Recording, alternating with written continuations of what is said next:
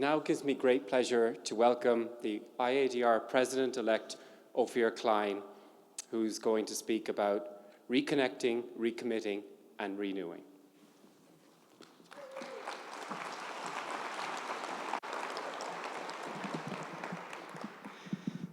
Thank you, Brian, for the kind introduction.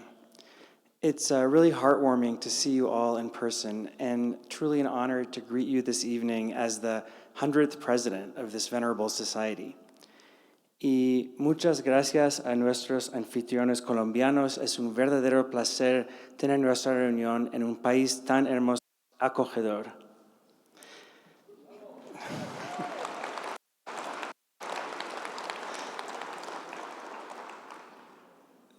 So today I want to focus on three themes: reconnecting, recommitting, and renewing. First, reconnecting. Before the advent of COVID-19, we had been gathering successfully for almost 100 years. And then, like much of IADR paused in-person meetings. And it wasn't a brief pause. It's been 4 years since we were all together. But now, thanks to our CEO, Christopher, and his amazing team, we're together again.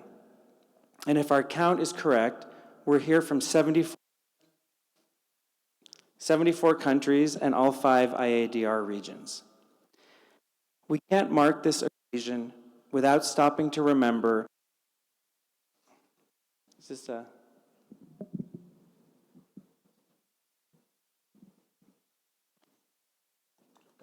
Okay, gracias.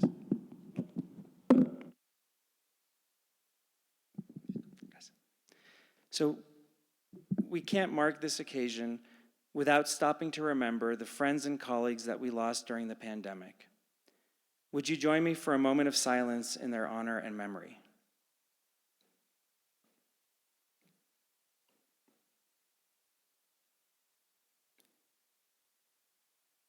So while it is true that we paused our in-person meetings, the work of IADR did not stop.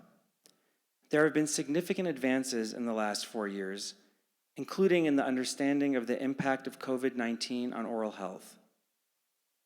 I should add that although the pandemic imposed unwelcome limitations on our work, it also created some unanticipated advantages.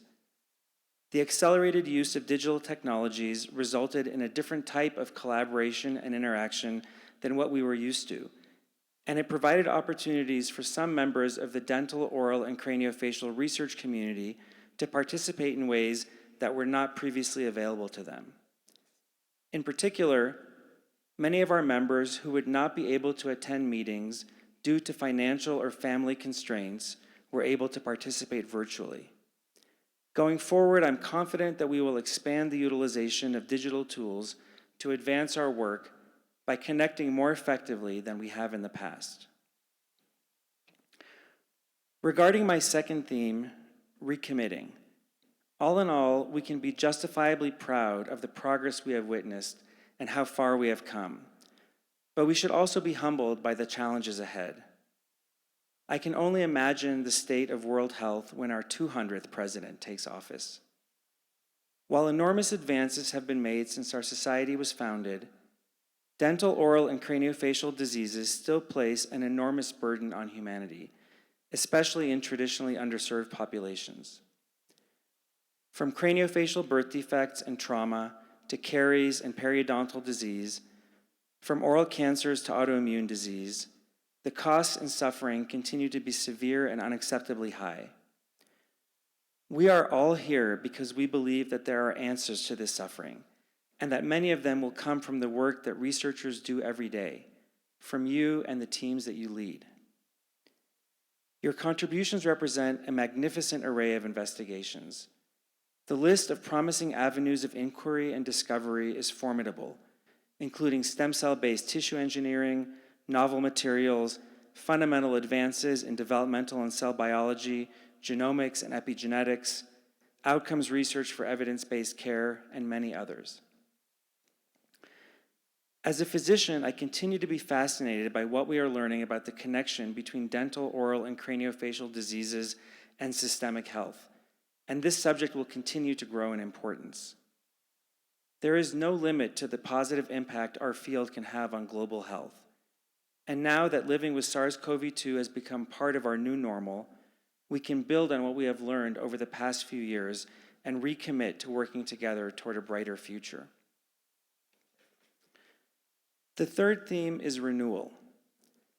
My observations today all point in the same direction. In the months and years to come, we have the opportunity and the obligation to do our utmost and maximize our contributions to global health. We must expect the best from ourselves and each other. We must seize every opportunity to elevate our research and our work as a society to the very highest levels. I would like us to come together and collectively rise to the following challenge: renew ourselves into an even stronger and more productive group, and particularly to elevate the level of science at our meetings so that our gatherings are viewed even more than they are now as the place to hear the very best science in our field.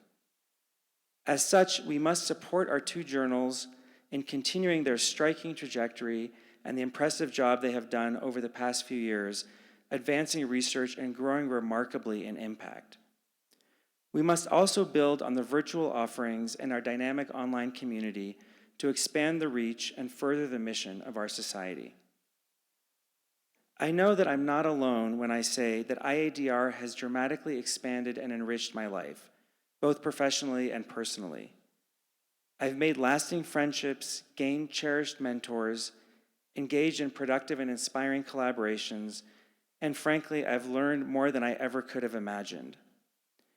Whether you are a longtime member or new to IADR, I encourage you to take advantage of every opportunity available to you.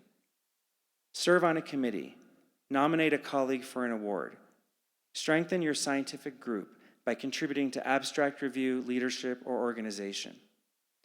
We need you, and I promise that you will be rewarded for your efforts in truly satisfying ways. So as we reconnect with each other, let's recommit to advancing dental, oral, and craniofacial science and renew our efforts to support and accelerate the best possible work in our field. In so doing, we will create a global legacy of improved health and well-being. Thank you so much for this privilege. I'm delighted to serve as your president as we continue our journey of scientific discovery together.